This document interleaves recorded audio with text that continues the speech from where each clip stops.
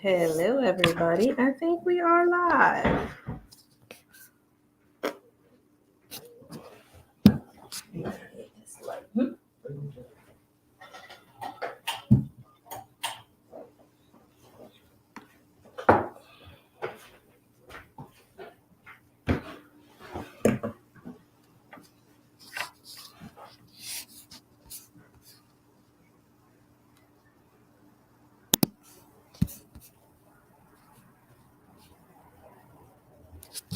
All right, everybody. Welcome to Wellness Wednesday.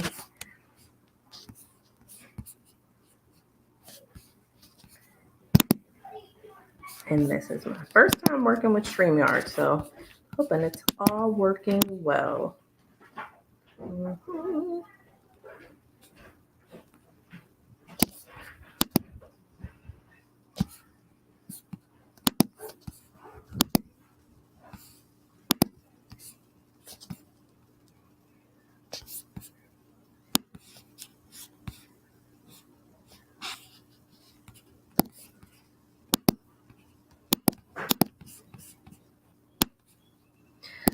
All right, so everybody, welcome. Welcome to Wellness Wednesdays. I hope y'all can see me okay on Wednesdays. My daughter and I, we actually visit with my mom on Wednesday. So it's a different scenery. And I had to get everything set up with the internet. But hello, I am Brittany Elliott. I am the owner of Back to You in 5. I am so happy to be here doing Wellness Wednesdays. So appreciative of the invitation to come into the Brown Mama space to do some of what I do, which is I help working moms feel vibrant and empowered and fulfilled through self-care that improves their overall wellness. So I focus on group coaching that allows women to transform their approach to motherhood so they can ditch the burnout and thrive in motherhood. And for me, it's all because I want women to feel empowered through motherhood. And I think we become great mothers when we are balanced and reconnected with ourselves and really feeling whole. And for me, self care is all about wholeness. And welcome to May. Happy May. May is Mental Health Awareness Month. And today is Maternal Mental Health Day. So we're actually going to be talking today about the indicators of good mental health. So let me know how y'all are doing. We're going to get into our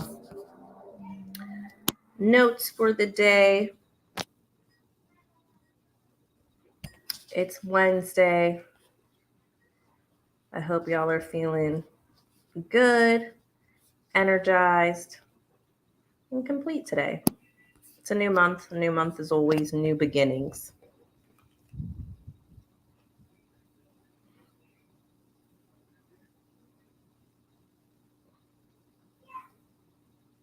And I'm going to check here. Good.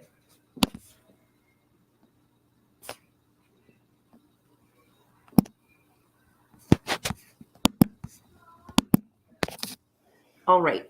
And so my brand is Back to You in 5. And the 5 is all about getting back to yourself using the 5 pillars of overall wellness. And the 5 pillars of overall wellness in Back to You in 5 are social wellness, physical wellness, spiritual wellness, emotional wellness, and intellectual wellness. And those all really tie nicely into this discussion we are going to have today about the good indicators of mental health. So I'm just going to give you a brief some definitions briefly about each of these wellness pillars, and then we're going to go into the indicators of good mental health. So social wellness is the ability to create, maintain, and promote good relationships with others. And physical wellness promotes proper care of our bodies for optimal health and functioning. And physical wellness is typically the wellness point that you are most familiar with when it comes to your overall wellness and your health and wellness and taking care of yourself. We usually put physical appearance, how we eat, the sleep that we're getting at the forefront, and then we sometimes forget about those other pillars. Spiritual wellness is another one. It's being connected to something that is greater than yourself.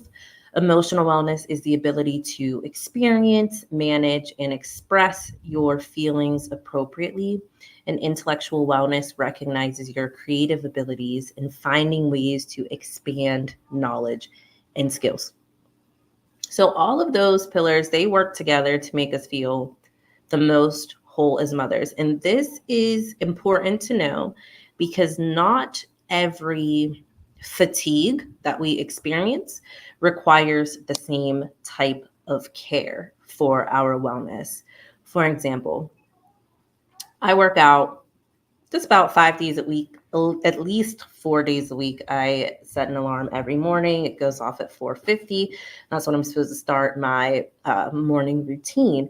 And so when I get overwhelmed, it doesn't make much sense for me to add another workout because my physical wellness pillar is full at that point because I'm already consistently focusing on that.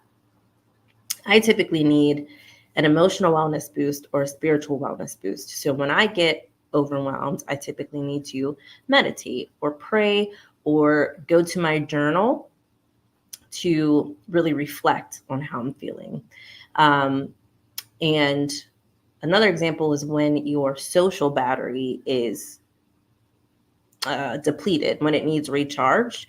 You may need to do like a solo yoga session to really reconnect with your body. So be mindful of that as you go through this month, thinking about if you are overwhelmed, if you're frustrated, if you're feeling resentment, think about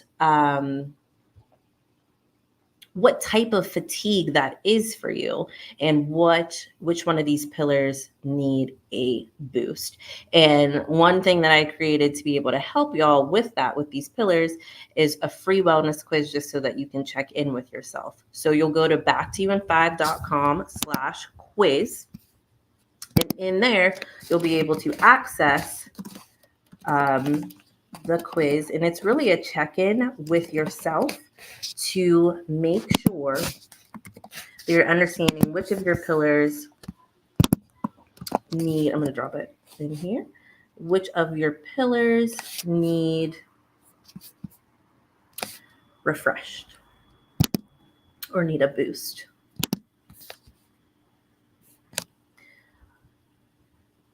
And thank y'all for joining. Yeah, my name is Brittany Elliott. I'm hosting Wellness Wednesday. So I'm happy that y'all are here. The goal is to have Wellness Wednesday every Wednesday from 6 p.m. to 7, just to have some reconnection and check in with ourselves, with our overall wellness. And we're really going to dig into it today because it is the first day of Mental Health Awareness Month. And today is Maternal Mental Health Day. So let's dive in to May. Mental Health Awareness Month is a time to raise awareness of and reduce the stigma around behavioral health issues, as well as highlighting the ways how mental illness and addiction can affect all of us. And here's a mental illness fact that you may not actually be aware of. So half of all mental illness occurs before a person turns 14 years old, and 3/4 of mental illness begin before age 24. So I'm in my 30s. And so I could have been having some mental illness for more than half my life. So as mothers, I think it's very important for us to be mindful of our children and what they are experiencing too, and the ways that their mental health can be impacted as well, right?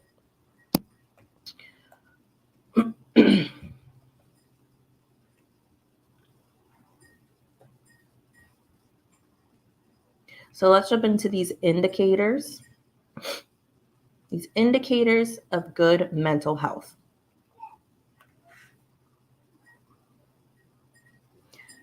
And there's 1, 2, 3, 4, 5, 6. There's 13. 13 that we're going to work through, talk through. I'm going to define them, talk about how they show up. So the first one is resiliency to stress. And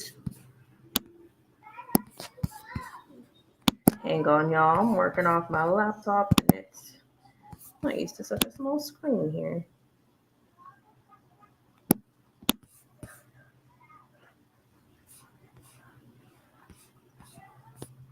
Let me know what kind of day y'all are having in the comments too. And then I want y'all to let me know too, because we're just talking about the good stuff. We're talking about the indicators of good mental health today. We're not going to go down the rabbit hole of the indicators of mental illness. Maybe we will closer to the end of the month, but I want y'all to let me know which ones y'all have. So toggle, and we're back. So resiliency to stress. So resilience, by definition, is to be able to withstand or recover quickly from difficult situations. That's resiliency to stress. I will tell you honestly that I am not resilient. I would not use that word to describe myself in terms of stress, challenges, anything like that. I do feel that I am resourceful though. And resourceful is having the ability to find quick and clever ways to overcome difficulties. So typically in difficult situations, I usually become disengaged or disheveled or just kind of rocked off balance in difficult conditions and difficult situations. However, I have learned with knowing that about myself and having that self-awareness that in those times when I feel like I may be struggling to overcome something or struggling to recover quickly, I can lean on other resources to help me. So if you don't feel that you have all of the indicators of good mental health, that doesn't mean that you don't have the tools to help you overcome them. So don't by any means, by the end of this evening, feel like, oh my gosh, I only had 2 of 13 or 5 of 13. You know, what's going on? This is not in any way a way to diagnose you. It's a way for us to reflect on these indicators. And we're going to talk about how motherhood actually impacts these indicators, and that's not something that's talked about a lot in the mental health space. And resilience is actually one of them because motherhood is difficult. It's a difficult condition, especially when we're new moms and we're getting the hang of it. It's very hard to be resilient, I think, in the moment. So it's that recover quickly part that becomes a struggle. But I feel like being resourceful, leaning on your resources, leaning into therapy, leaning into coaching, leaning into journaling and other tools is what really helps us show up as resilient adjacent when it comes to our mental health.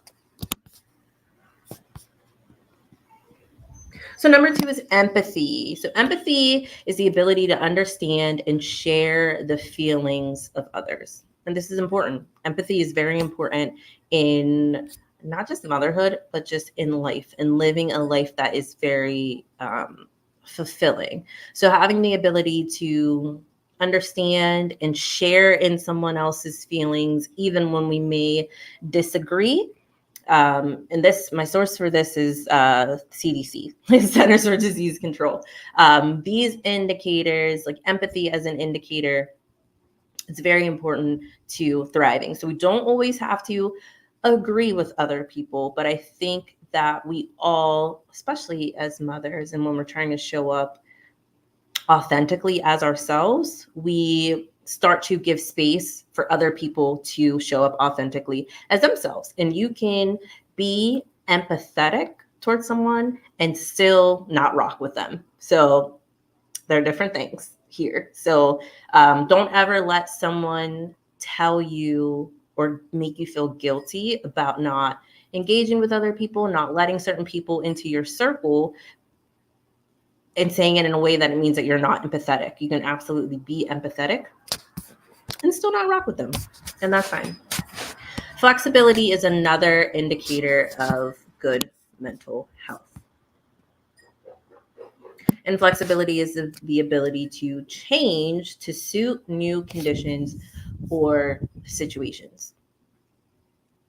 And in motherhood, we have to do that a lot. We have to show up for our children in situations where I feel like we have to be very flexible, because there are times in motherhood that things coming at you are just like an inconvenience, or even,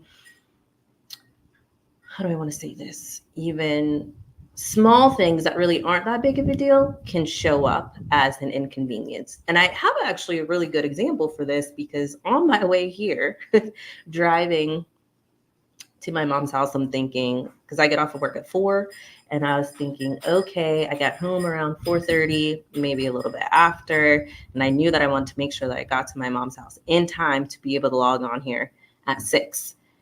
I come to my mom's every Wednesday, and for some reason today, there's traffic. There's traffic on my way to my mom's house. It usually only takes me 20 minutes, and it was pushing past that. And I'm thinking, what an inconvenience this is. And I was just thinking, like, this is just more an annoyance than anything else. And in that moment, I reflected on, I was just about a week ago, I was just on the West Coast. My husband and I took a trip. We were out on the West Coast, and there was traffic there at times. Like, California is very congested. There was traffic, but we weren't in a hurry to get anywhere, so it didn't bother us.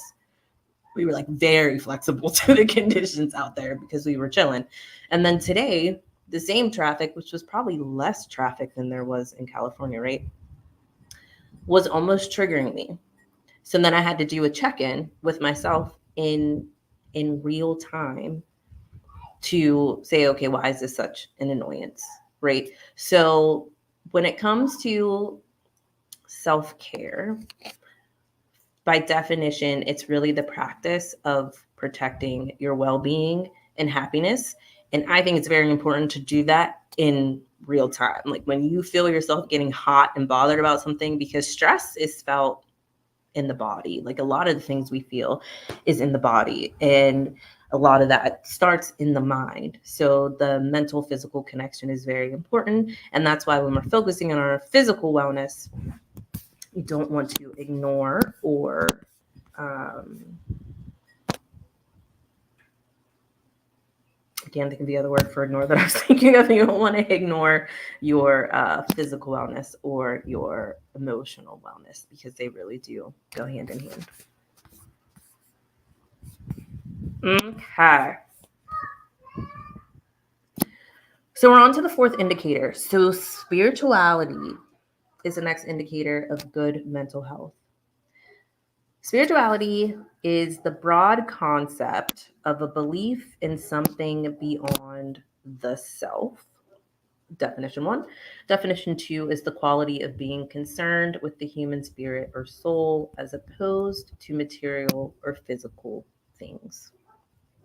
And there often is a pull toward spirituality and the work to understanding what you can tap into for power.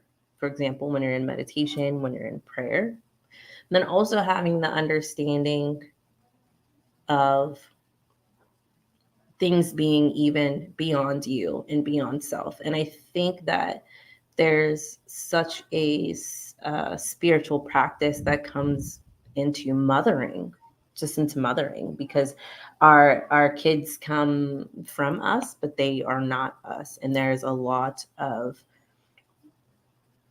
juggling with understanding that we are preparing our children to go out into the world and become able-bodied adults who don't necessarily need us, but we really hope that they maintain their relationship with us, right, when they get older, but they're not obligated to do so.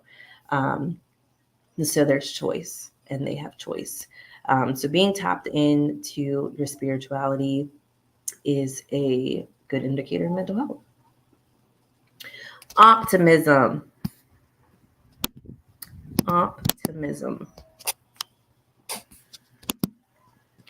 So being an optimist, it's a person who is inclined to be hopeful and to expect good outcomes. Now, I had mentioned about how motherhood, for me, is its own bear when it comes to mental health, because it's hard. It can be hard. Your afterbirth experience, with however postpartum went for you, your postpartum experience, it could be very difficult to be an optimist during that time. It can be very difficult to be an optimist when you see so much pain and suffering going on in the world. It can be hard to be an optimist when you are struggling from paycheck to paycheck. It can be hard to be an optimist when, if you want to be at home with your children, but you can't because you have to go to work. So there are a lot of challenges that come into play when it comes to you. Are you more of a pessimist? Are you more of an optimist? Our life experiences do fall into that, but you can be more optimistic. And I love how these indicators kind of all work together with being flexible, being resourceful, being in touch with your spirituality, to remain hopeful, to really remain hopeful in the outcomes for your life, and to really lean into the fact that you can always move the needle forward as far as your circumstances. And in group coaching, we talk about this a lot. So my group coaching program, it's called Reconnect. So it's all about reconnection. And it's all about prioritizing your overall wellness and prioritizing your needs as a mother. And a lot of times we are up against things like from top of the morning, we're already feeling pessimistic. As soon as our alarm goes off, you can be excited because your alarm is going off, or a lot of us feel like, I don't feel like getting up. The whole idea of waking up to an alarm clock, hello, it's an alarm. It's alarming.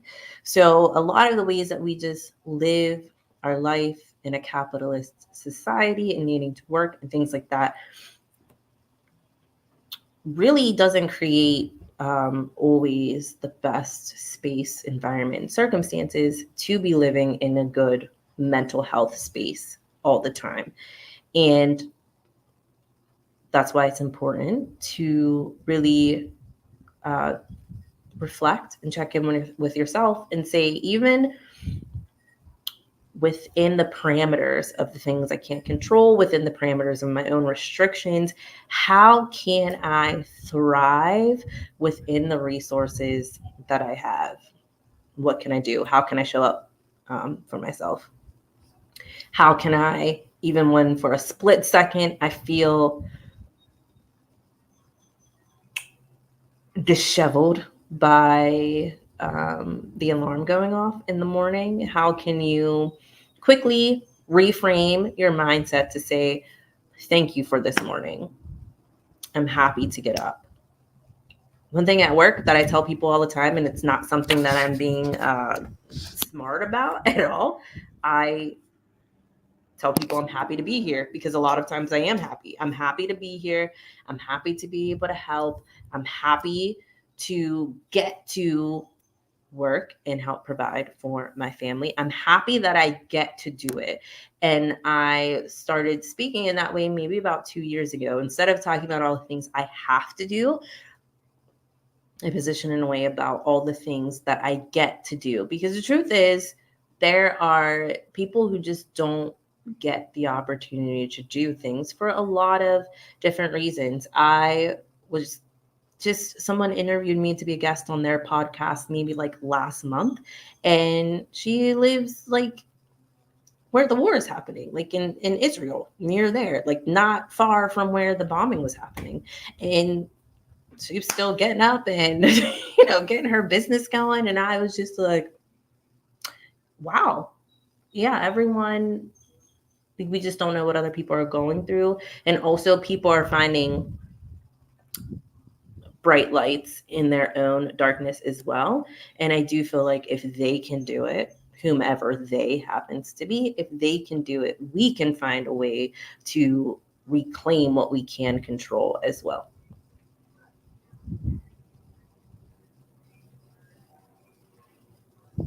So let me know which one of these y'all have so far. If it's resilience, empathy, flexibility, spirituality, if you're an optimist.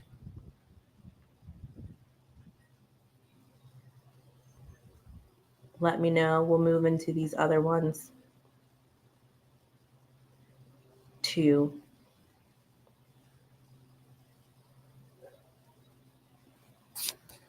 It's such a beautiful day today. I'm in Pittsburgh. I don't know where everybody is joining from, but I'm in Pittsburgh. I live on the east side of Pittsburgh. My mom lives in suburbs of Pittsburgh too. We're actually not very far from Kennywood Park, which is an amusement park in Pittsburgh. I know not everybody who jumps on here is from Pittsburgh, so I'm telling you something you already know. It's for the masses. It's a beautiful day. It's breezy, but I will tell you that I've been getting real hot at night because I'm not trying to put on the AC yet. Not trying to do it. I just don't want to do it. I don't want to put on the AC yet, but it's getting hot at night, and I do not like that.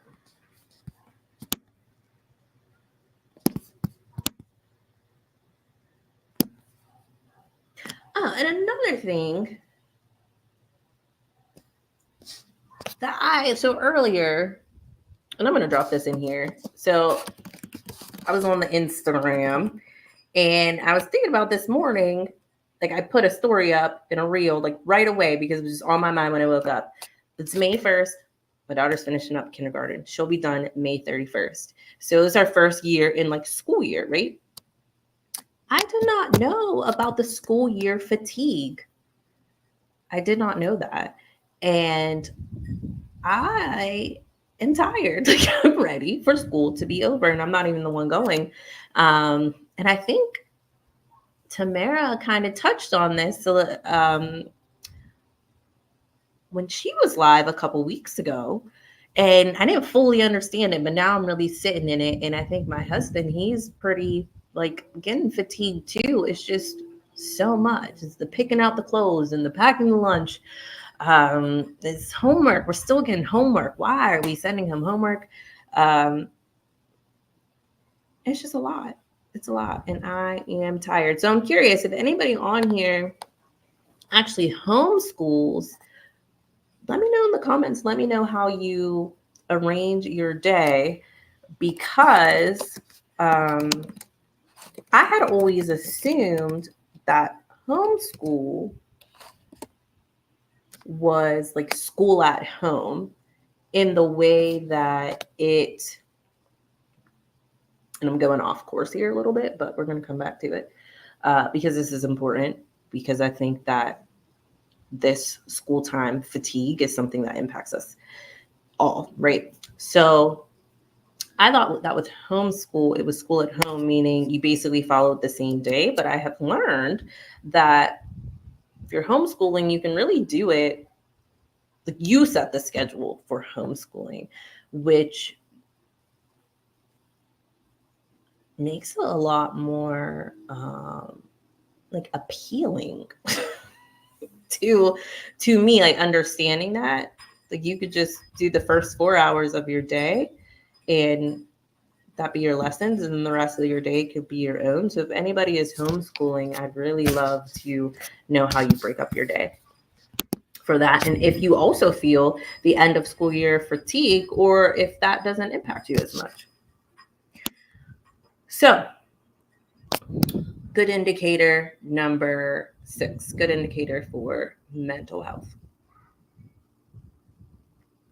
Stable relationships. So, stable relationships are marked by feeling loved, supported, and valued. And in regards to 5 pillars of your overall wellness, that's really your social wellness and having good relationships and being able to maintain relationships. But they have to go, it has to be reciprocated, right? It has to go both ways. And it's marked by feeling loved, supported, and valued. And so, relationship with partner, relationship with friends, even your relationships at work, no, it probably not going to be love, but feeling supported and valued. Those things are all important in all of our relationships. But remember, I've been kind of putting a spotlight on how sometimes this doesn't show up in the same way for mothers. Like when we're looking at good indicators of mental health, we have to understand that for mothers, motherhood changes the mind and mothering is a whole different beast.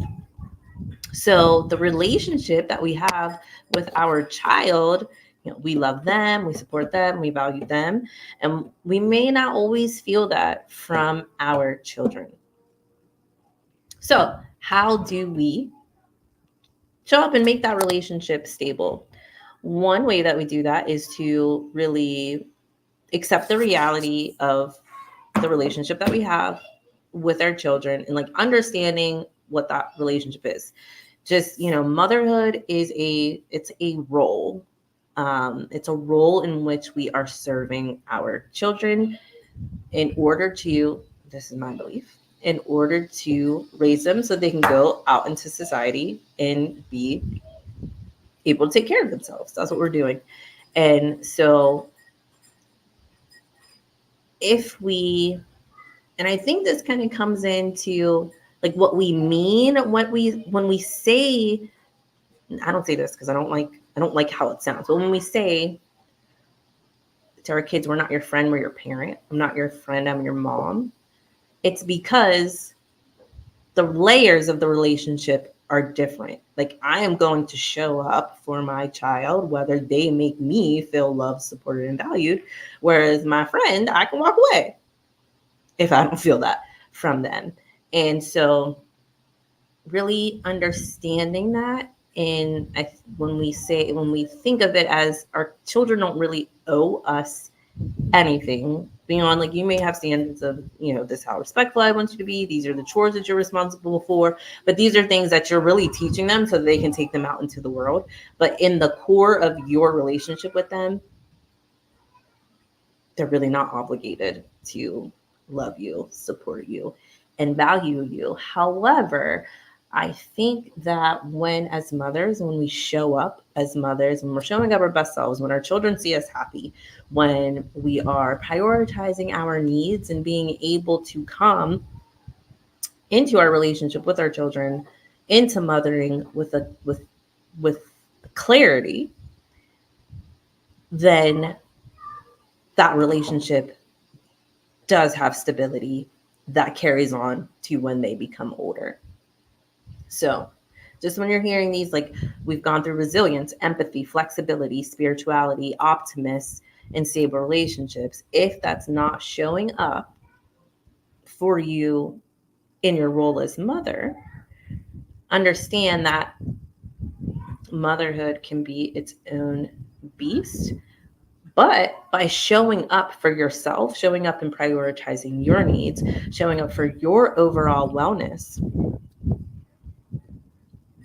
you will be able to show up strong and loved and supported in your own right in motherhood as a role.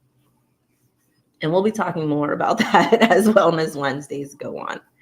So the next indicator of good mental health is productive behavior. And productive behavior is a focus on what you can control. So not necessarily focusing on outside factors that are things that we cannot change or that cannot be changed overnight, for example, but to really be able to focus on what you can control. And really, it's about what can I do right now to even change how I feel. If you had a long day, if the day felt overwhelming, if you felt frustrated, if you felt really exhausted, it's about checking in with yourself. What can I do right now to change the way that I am feeling? Welcome in, y'all. Tell me about your day. Tell me how your Wednesday has been. And we're talking about the good indicators of mental health. So there are a lot of times with self-care, it's a conversation that comes up that there are bigger issues out there. So we say, look inward. Self-care is really about um, practicing the protection of your well-being and happiness. But in that same respect, there are so many things that are brought up against us every day that just the way that we live, the way that society is, the way that we've been oppressed over time, that really makes it so that, like, hey, we wouldn't need to do all of this self-care work if things were different.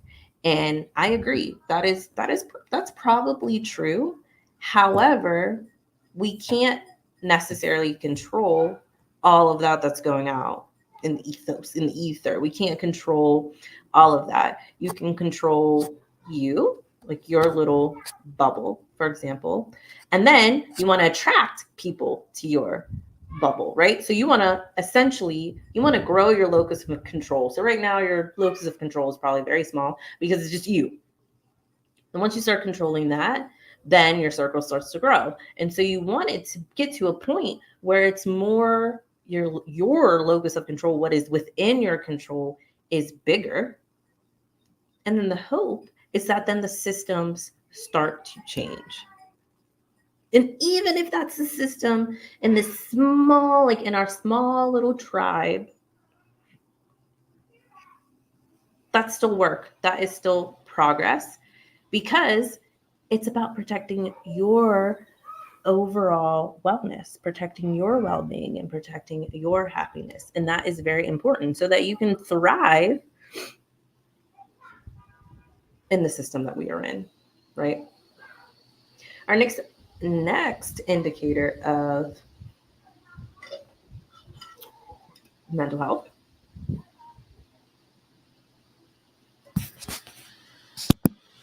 and I probably should, we're talking about good mental health, but so just want to back up and say that mental health, by definition, is a state of well-being in which the person realizes his or her own abilities, can cope with the normal stresses of life, can work productively and fruitfully, and is able to make a contribution to his or her community. That's mental health. And the opposite of that is mental illness. So per the CDC, there's mental health or there's mental illness. Those are the poles of mental health or mental illness. Mental illness is defined as a health condition that affects a person's thinking, feeling, behavior, or mood. Such conditions may affect someone's ability to relate to others and function each day.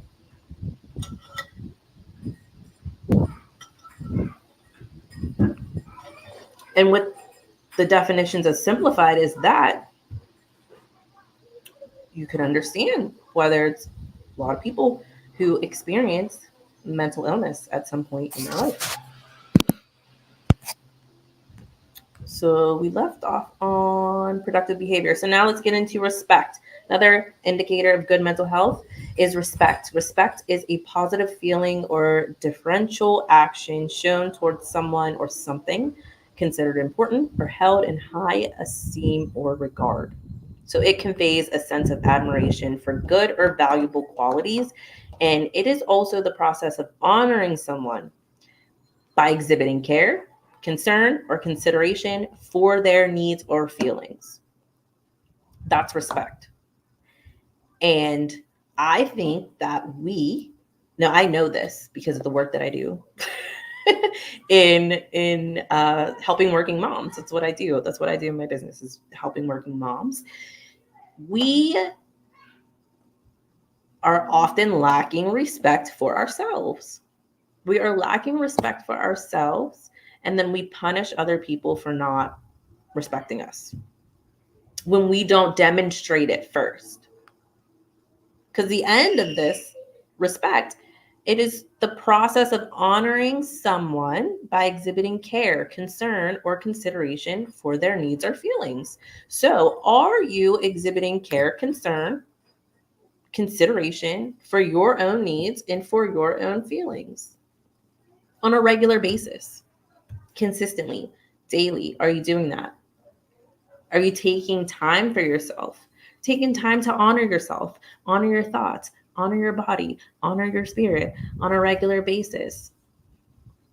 When you wake up in the morning, when your alarm goes off and it's not the most pleasant, can you still show yourself a little bit of respect?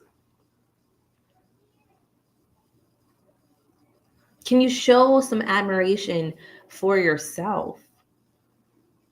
And that's why I love the space of like self work, self care, self love, and starting with you. Because how can you truly show up and do that for other people when you can't do it strongly for yourself? There are a lot of us, as women. I'll show up to like workshops and I'll do some affirmations. And one of them that we do is, I am enough and I forgive you. There's people out here holding grudges. Are you holding a grudge against yourself? Have you forgiven yourself for your shortcomings, for your missteps? Have you forgiven yourself for maybe you negotiated yourself out of something, and which basically means you told yourself that you weren't going to do a thing and then you do it anyway? So you've negotiated with yourself and now the outcome wasn't good. Have you forgiven yourself for that? Do you trust yourself? Because we're talking about respect and honoring yourself. Do you trust you? Do you trust your own mind? Do you trust your own thoughts? Do you trust your decision making? Do you trust that you have discernment? And if not, this is all a part of your emotional wellness, which is why the overall wellness quiz is so important, for you to do that check-in, look at yourself, reflect on you, and say, how would I rate my own personal physical wellness, my own personal emotional wellness, and spiritual wellness? That's important. Very important. 9 is self-confidence. So self-confidence as an indicator of good mental health. It's a feeling of trust in one's abilities, qualities, and judgment. Which, I went on a tangent, was just basically talking about that. Yes. Self-confidence. Now, the thing about motherhood as a role is motherhood has a lot of uncertainty in it. Hi, babe. A lot of uncertainty comes with it. Hi. So it definitely can impact our self-confidence. But separate yourself out of the role and trust in you first. And remember all your good qualities first, so you can trust your abilities, qualities, and judgment. Sense of belonging. We're almost done, and it's about to get loud. Everybody's up now and in where I'm at, but that's okay.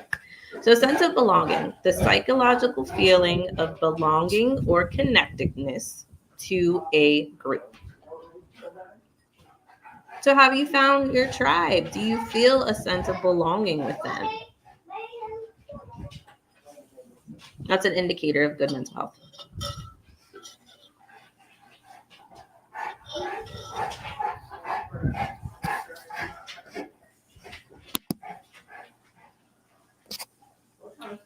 So number 11, as an indicator of good mental health, is the ability to take care of self and to take care of others. Now, to take care of, by definition, is to look after, to provide care for, and to keep safe. Are you doing that for yourself? Because I can guarantee you're doing that for other people. I know that for sure. For sure. But I want to know, with mental health, with your mental health, in your headspace, are you doing that same work for yourself? Are you turning it inward, taking care of you?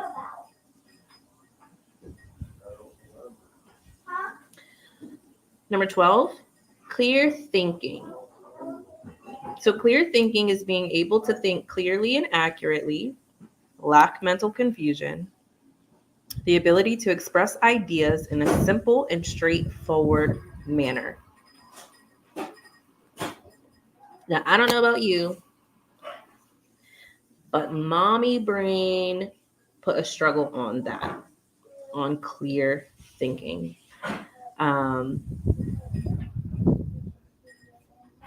And my daughter is 6. When you have children, it does rewire your brain, and trauma does the same thing.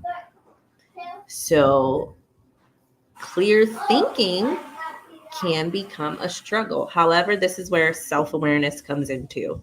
If you know that this is something that you struggle with, like if you have more mental confusion, if you struggle with thinking clearly or accurately due to trauma, motherhood, stress, other conditions, it's very important to take the time that you need. Slow down the pace. In conversations that you're having with other people, you can maintain the pace, you can control the pace of the conversation, and get your thoughts together, get your mind right to be able to communicate effectively. What? Nothing. Hi everybody, my name's Crystal, and I am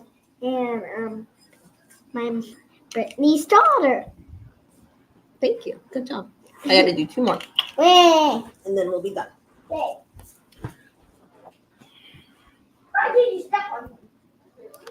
So motherhood can impact clear thinking and self-confidence and your resilience, and a few of these other things too. So if you're feeling like, I guess I'll put it this way. If you've listened to these and you're like, I don't know about my mental health, which I told you not to do in the beginning, don't question your mental health. However, I think you need to be mindful of it. You can't stay up here with me, baby. I'm almost done. Go with Granny. Yeah, I'll be done in 10 minutes.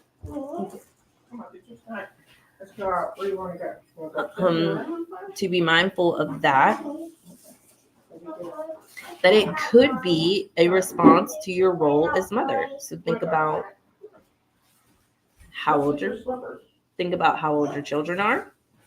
Think about how your pregnancy experience was. How was pregnancy? How was your birthing experience? How was your after birth experience? How has trauma been for you? How long have you experienced trauma? All of that is important.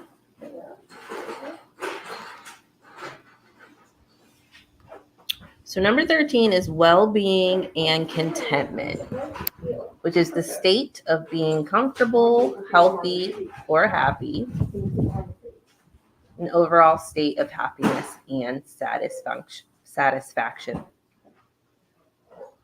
And as I said earlier, self-care is the practice of protecting your well-being and happiness. And so when we're doing that, when we're actively doing that and working toward that every day, we are already making strides toward good mental health. And we should be talking about this on not just a day by day, but overall. I think a great way to do check-ins and like have reports on how you're doing with your self-care, how you're doing with your overall wellness, is to go quarterly or via the seasons. When you look at it in a 3-month stretch, instead of looking at it the whole year, like for one, it's too hard for you to look back in December and then go backwards to say, like, how would I rate my mental health this year? It's too much time has passed. There's too many days. You cannot do it. You cannot do it all that way. So make it bite size. Even if quarterly is too big, take it down to doing monthly. How is my mental health this month? And journaling is really great for doing that. Having daily check-ins with yourself, weekly check-ins, and then being able to flip back, look back, and literally say, how has my mental health been? You can see it in real time when you're doing the work, when you're using a tool like journaling. And one thing that's cool is, so I know I dropped my website in here, backteam5.com, and I also sell journals through my brand too, because I feel that journaling is super important. And it's a really great reflection tool, journaling. And the daily journal has prompts. And prompts are very important because sometimes you'll go to journal and you don't know what to say. You don't know where to start. Your mind, there's so much in it, and you don't know how to get it out on paper. And for me, my mind works almost like a teleprompter. There's something always like scrolling that I really have to sort through. So the daily journal, I loaded in those prompts. That's the journal that I use to say, like, how am I feeling? I just woke up. I do a check-in in the morning. How do I feel right now? What am I looking forward to about the day? What do I want to accomplish today? And then in the evening, then it's basically backwards. How did I feel about my day? What was my favorite part about my day? And I even do that with my daughter, which is something I stole from my husband that he does. He asked her, what was your best part? What was your favorite part about the day? What part of your day didn't go so well? Is there anything else you want to talk about? And it gives her a chance to, decompress from the day. Sometimes it's just a 5-minute conversation. Other times she's up talking to us for like an hour, which is not always the best. But I can tell that she looks forward to being able to talk about how her day was. And I know that I'm saying this out loud, I should really start logging that to see, so that I can even check back, like, how was her mental health maybe this month? But it's really about being active. What can you actively do to improve your mental health? Like, if you feel like you don't have, like, your mental health is not good right now.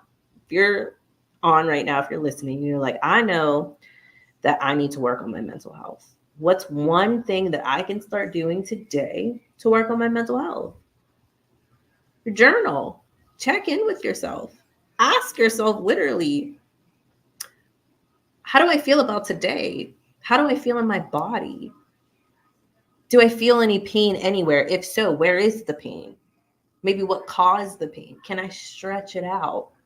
Really do the work. Check in with yourself. What do you think will make you feel better? Listening to music? Is that what's going to make you feel better? Do you feel like you need to take a walk? Do you need to do some aromatherapy? Do you need to just light a candle? Really doing the work to check in with yourself. And it's interesting because I was listening to a podcast.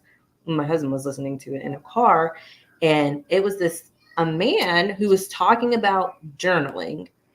And he said that he always thought that journaling that women do, right? This journaling that women does was just being like, just going to your journal and just being like, dear diary, this is what happened. Until he realized that it was really about reflection.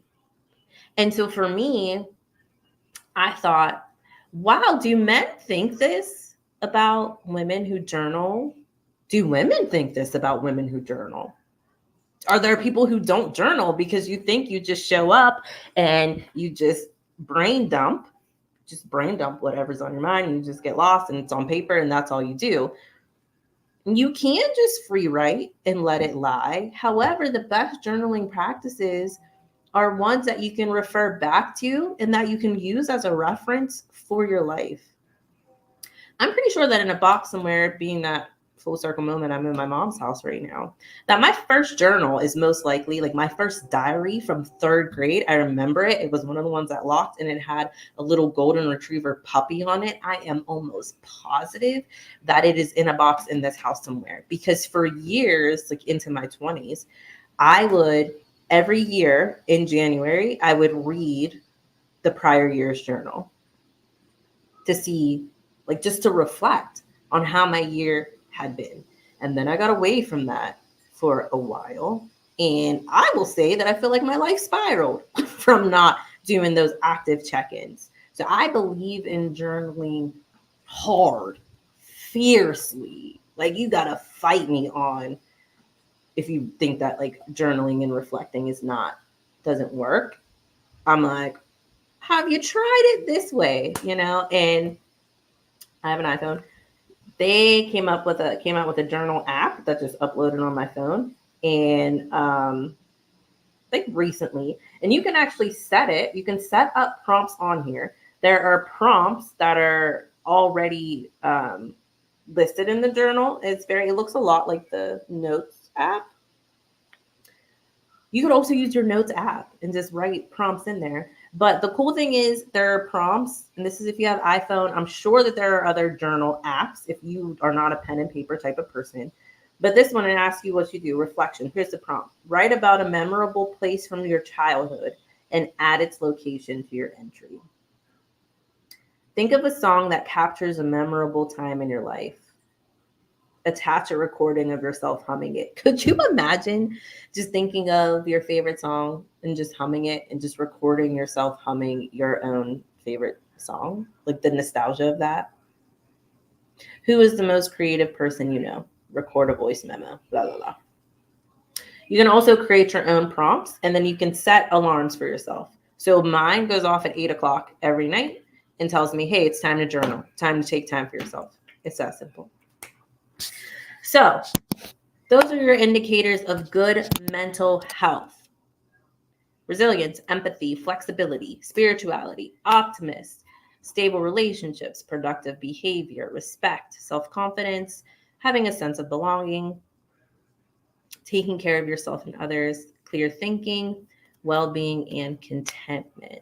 So remember, your overall wellness is very important. And those 5 pillars of overall wellness that we spoke about earlier were social wellness, physical wellness, spiritual wellness, emotional wellness, and intellectual wellness.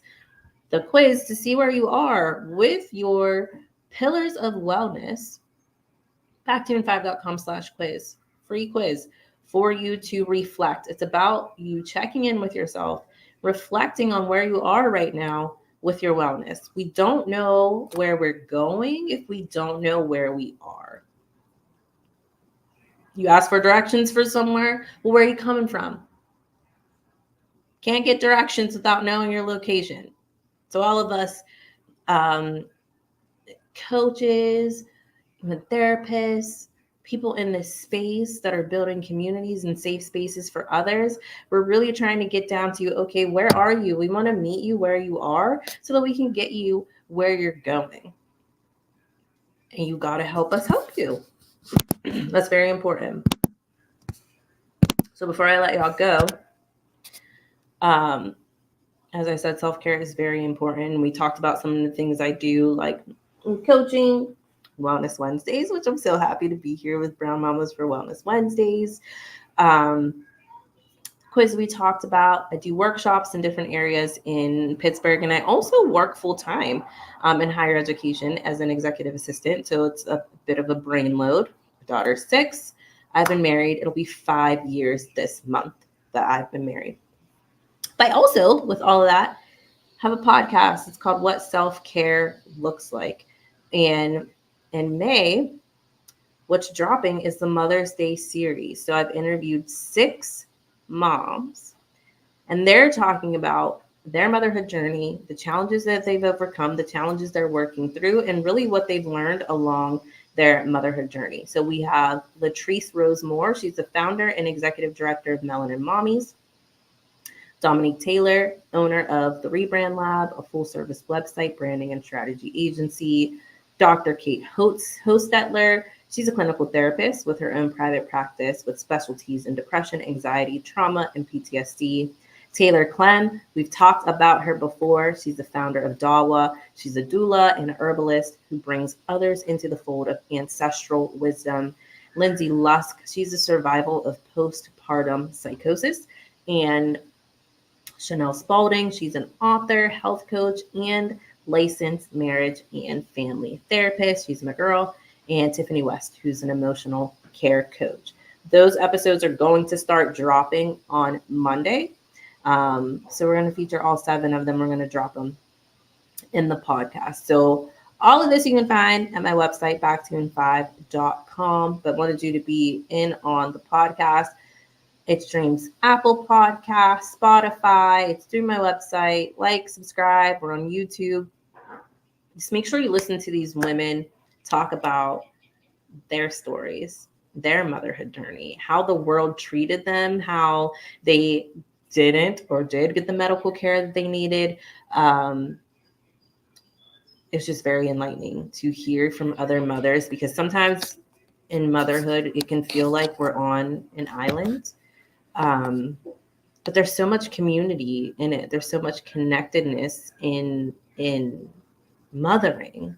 And if we just lean on each other and really understand that other people have gone through it or are going through it and really need a tribe around them to help them get through it, help them get to their next step. One of those things is it does take a village with, mothering and raising children and parenting.